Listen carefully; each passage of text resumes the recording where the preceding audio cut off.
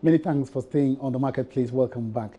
Now, effective December 1, all duty-free shops will now have to pay customs duties and apply for refunds later. This is a new directive following recent diversion of duty-free goods onto the market. The GRA says the development has so far led to a loss of $3.6 million to the authority. Commissioner General of the GRA, Emmanuel Kofinti, who says the Ghana Revenue Authority has initiated steps to audit all duty-free shops moving forward. Let me say that duty-free shops do not pay taxes on their imports. It has always been our suspicion that the regime was being abused. It is for this reason that GRA has issued an advert stating that effective 1st December 2018, duty-free shops will pay customs duty and taxes at the time of importation and apply for refund. On Friday, 9th November 2018, acting upon intelligence that a consignment of free zone goods released for export to Paga the previous day had been diverted and were being discharged at Nungwa, I immediately dispatched the surveillance team to the spot where the goods were being discharged and intercepted them. The following suspects were arrested, namely Samuel Kwame Agba, worker of Comet. That's the person on the extreme left. Seth Nyakun of Magnet Technology, he is in the middle there. John Tete, the driver. The driver, yeah. Then Daniel Usu, the mate. He's not even here. Okay. And then Samuel Agba tried to bribe the team with 2,000 Ghana cedis, with a promise to add more subsequently. There's video evidence to this effect. Yeah, you can continue.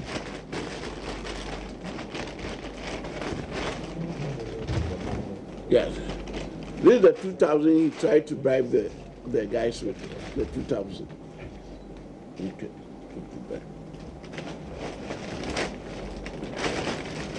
The suspects were handed over to the Marine Police after their arrest for interrogation and detention. It was detected that the seal had been opened with its key. This is the seal. And the key had been used to open this device.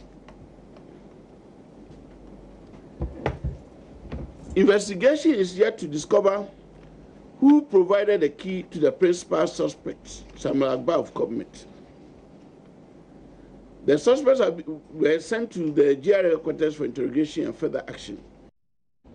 A rather unfortunate situation there. We'll be following up and bringing you up to speed with latest developments on this issue.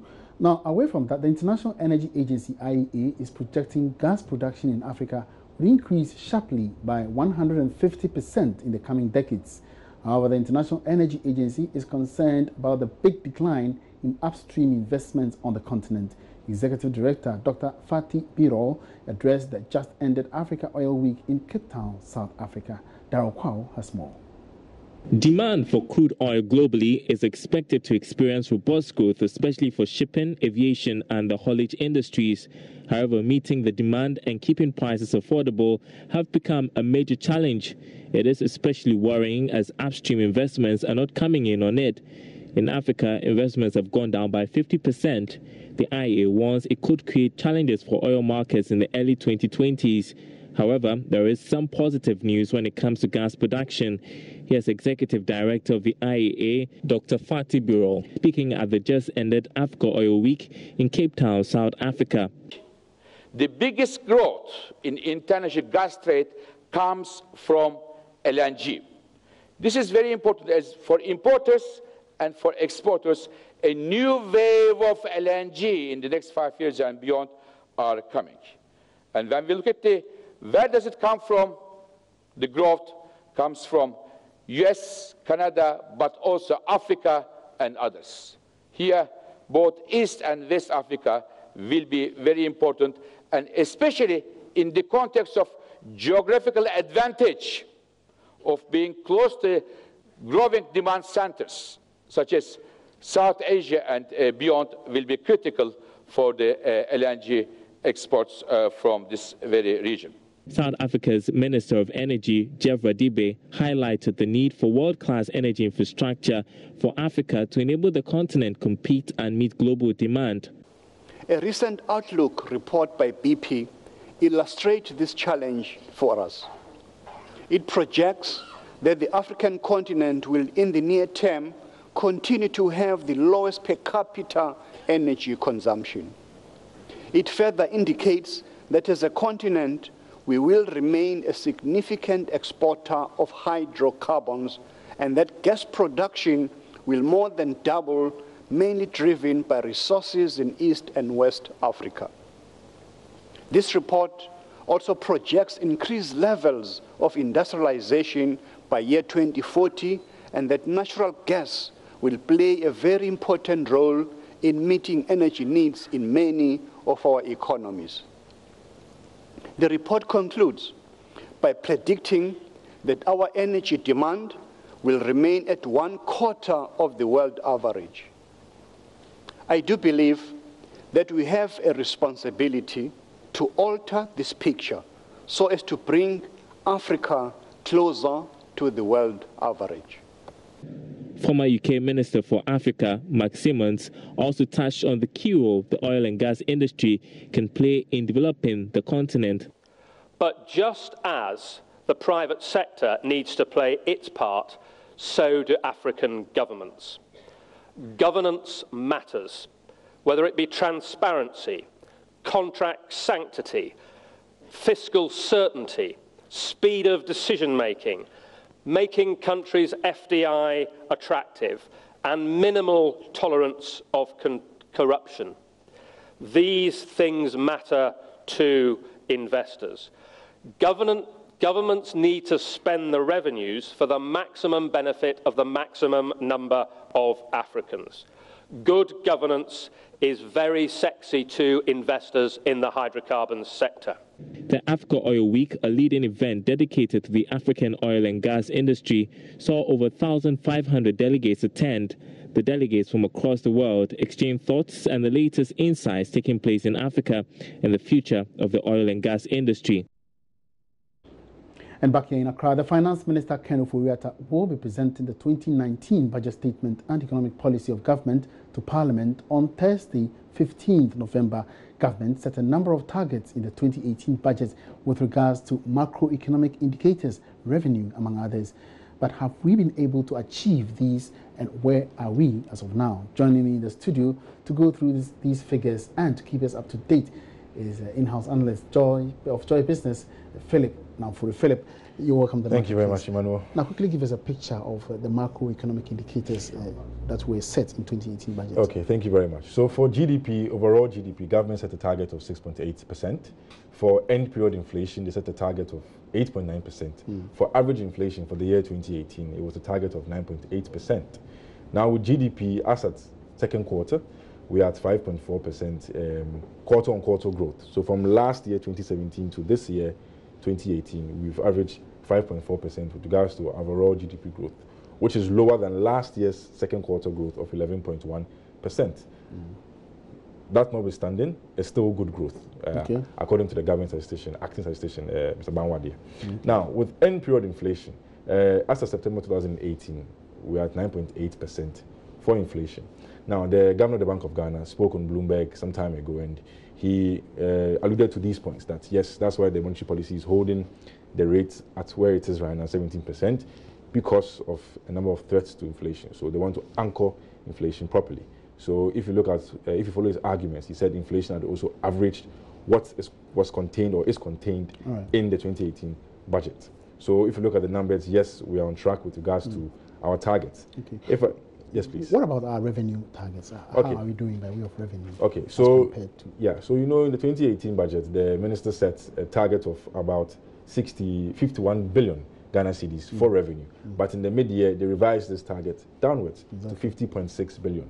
As of July 2018, from data from the Ministry of Finance, fiscal data is 24.73 billion. That's how much we've been able to collect in terms of revenue, which from the data, you see that we are falling short of our target of revenue collection. If you look at expenditure, it was about 61 billion in the 2018 budget, but at the mid-year review, it was revised downwards again to 60.7 billion. And if you look at how much we've spent as of July 2018, that is 33 billion Ghana cedis.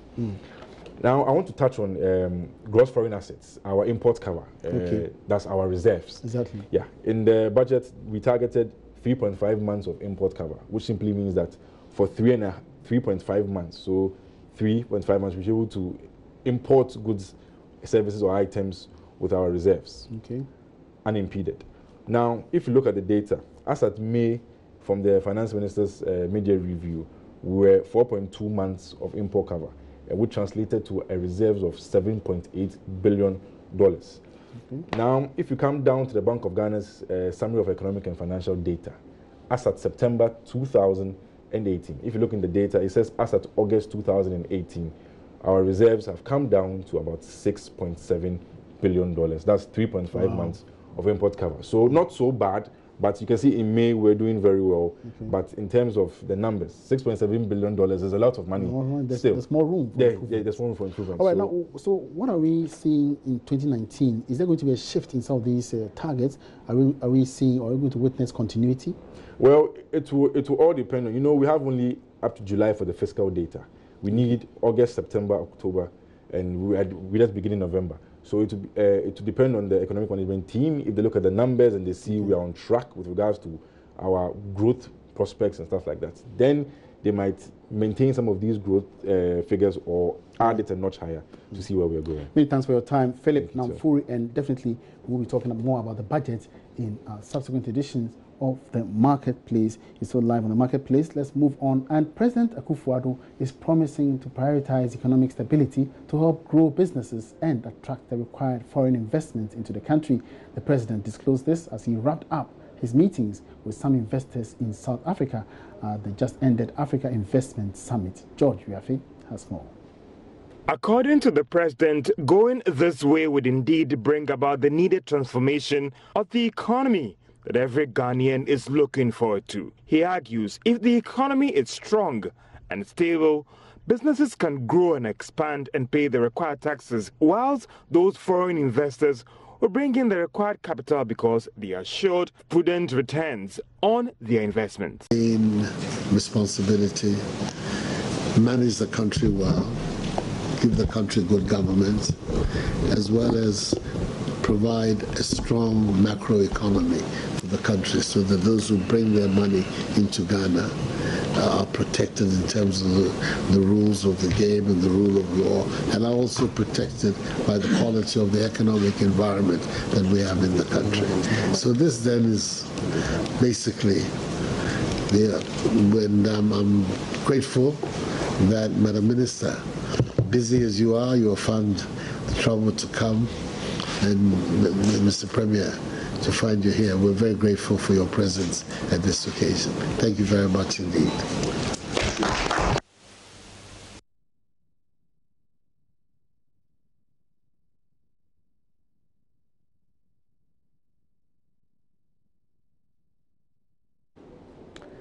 Let's now move on. And President Akufo-Addo has signed a $2.6 billion agreement to aid the construction of a $2.6 billion SkyTrain project.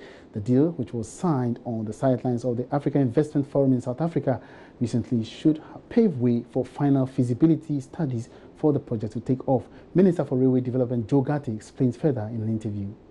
The good thing about this investment is also that Ghana Infrastructure Investment Fund has also bought into the project. The project has been approved by the investment committee, and I believe they have 10% of the project, which when we reach financial closure, a number of things will happen. So it's an exciting project because it's what they call a SkyTrain. It's elevated, it's above the ground. If you go to Dubai, that's where you see it. We'll be pitching for investors to come and invest in it. And from what I hear, there are very serious investors who are interested in it. So We are seeing how it will go. Luckily, we have the president with us who will lead the pitch, who will lead the promotion.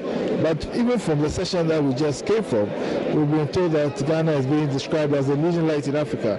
So I'm confident. We have set ourselves a timeline. We are today, we are going to hopefully sign an MOU between ourselves, the investors, and the Ghana Investment Infrastructure Fund. The MOU will be for 9 months. After the MOU, during the period of signing the MOU, we shall also sign a concession agreement, which will include certain conditions precedent. You know, in Ghana, this kind of agreement has to go to Parliament, has to go to Cabinet, it has to seek approval from PPA, even from Ministry of Finance, because Section 33 of the Public Financial Management Act restricts me as a minister in terms of what I can do without the approval of the Ministry of Finance. And so all these conditions precedents will be there, and the feasibility too will be ongoing. By the end of 9 months, we will give ourselves another 45 days if we agree, within which to finalize the concession agreement, and then construction starts. All these matters are subject to agreement. Now, reliable information reaching Joy Business indicates that MTN is in talks with Goldkey Telecoms to exchange shares for Goldkey's 4G spectrum. Goldkey is one of the 3 broadband wireless access BWA license holders, which paid $6 million for the spectrum, but the 4G 2600 MHz spectrum slot they got has since been remained redundant, and all the deadlines for deployment have been missed. Now, so why is MTN Ghana interested in acquiring Goldkey's license? There's more in this report. It will be recalled that MTN was required by the law to sell 35% shares to Ghanaians within 13 months of acquiring the 4G spectrum license for $65.5 million.